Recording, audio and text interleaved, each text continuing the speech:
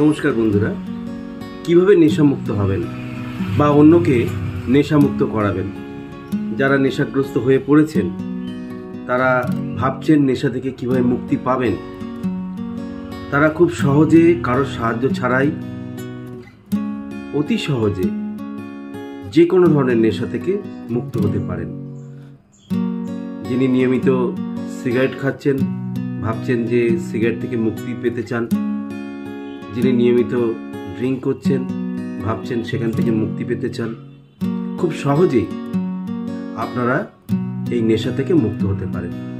তার আগে এই বাস্তব গল্পটি শুনুন।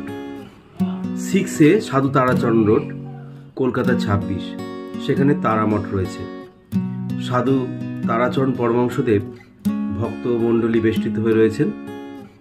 একজন কলকাতা হাইকোর্টের অ্যাডভোকেট সাধু বাবার সঙ্গে দেখা করতে গেলেন।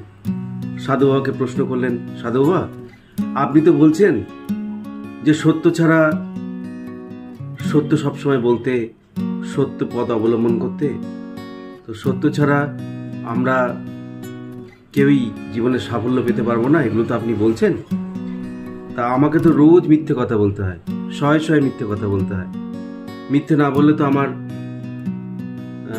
রুটি রোজগার হবে না, তাহলে আমি কিভাবে এগোবো? সাধু বাবা বললেন, রোজ একটা করে কম মিথ্যে কথা বলবে। এই কথাটি ওই অ্যাডভোকেটের খুব মনে লাগলো। ঠিক পরের দিন থেকে তিনি শুরু করলেন রোজ একটা করে মিথ্যে কথা কম বলা। ধীরে ধীরে তার যে পরিচিতি আসতে লাগলো, তিনি তার কলিগদের মধ্যে এবং বিচারপতিদের মধ্যে এমন একটা জায়গা তৈরি হলো যে মানুষটা সবসময় সত্য কথা বলে। বিচারপতিরা তার কথা বিশ্বাস করতে লাগলো, তার সহকর্মীরা তার কথা বিশ্বাস করতে লাগলো। ধীরে ধীরে তিনি হয়ে উঠলেন একটা আলোকবর্তিকা, এবং পরবর্তীকালে তিনি সুপ্রিম কোর্টের বিচারপতি হয়েছিলেন, যার নাম আমি এখানে বলছি না। সারা ভারতবর্ষ, সারা পৃথিবী তাকে চেনেন। অর্থাৎ রোজ একটা করে কম মিথ্যে কথা বলতে হবে, এটা ছিল সাধু বাবা তারাচরণের বাণী।